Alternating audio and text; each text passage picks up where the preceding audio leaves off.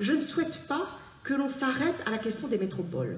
Et surtout aujourd'hui, dans le contexte où on parle des territoires, c'est vrai que je suis sénatrice, donc forcément beaucoup plus attachée et attentive à la question territoriale, qu'elle soit forcément métropolitaine ou des zones rurales. Et je pense profondément qu'il nous faut aussi travailler, et on verra dans des témoignages, à ce qu'on ait une vision vraiment globale de ces enjeux-là, à la fois pour des territoires ruraux, périurbains, qui ont aussi des stratégies, qui considèrent qu'à un moment, l'attractivité et le rayonnement redonnent une forme de fierté à leur territoire et donc d'attractivité en emmenant l'ensemble des acteurs. Et je pense que c'est un enjeu extrêmement fort de pouvoir travailler. Les leviers ne sont pas les mêmes, on sait bien, les facteurs sont différents. Mais je pense que si on travaille sur l'ensemble de ces territoires, ce sera extrêmement intéressant.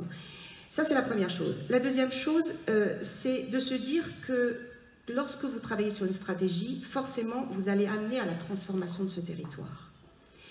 Ce qui m'importe, c'est aussi que dans notre réflexion et nos échanges, nous puissions nous dire que lorsqu'on transforme un territoire, on emmène avec lui l'ensemble de ses acteurs. Forcément des acteurs économiques, clairement, des acteurs touristiques. Il y aura des touristes, il y aura des personnes extérieures. Mais je pense aux habitants.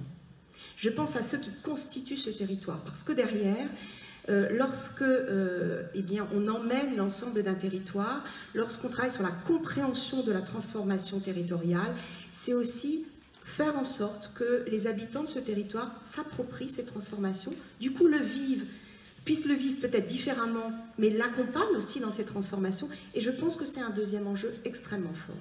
Et enfin, dans les enjeux, on a parlé du numérique, parce que forcément le numérique peut être un levier puissant, je dis puissant, et je pèse mes mots, sachant qu'on sait qu'il y a encore un certain nombre de territoires où c'est un peu compliqué.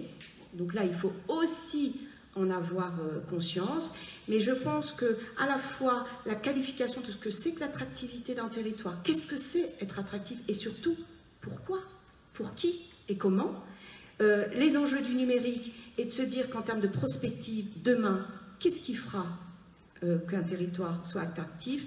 Je pense vraiment là aussi que tout ce qui est en train de et je terminerai là, se transformer, en tout cas se développer sur la question culturelle, forcément, mais je pense à la question patrimoniale, pas seulement du patrimoine bâti, mais également du patrimoine immatériel, sur le bien vivre, sur la façon dont on peut exploiter au mieux les ressources d'un territoire, et derrière la transition écologique, comment un territoire aussi vertueux peut attirer, parce que justement il travaille sur ces questions-là, me semble tout à fait d'actualité, et c'était l'objectif, et ce sera l'objectif de ce club. Il sera animé, bien sûr, par moi et les équipes de la fédération, mais il ne sera que plus vivant si chacun y contribue et apporte sa pierre. Merci Sylvie Robert.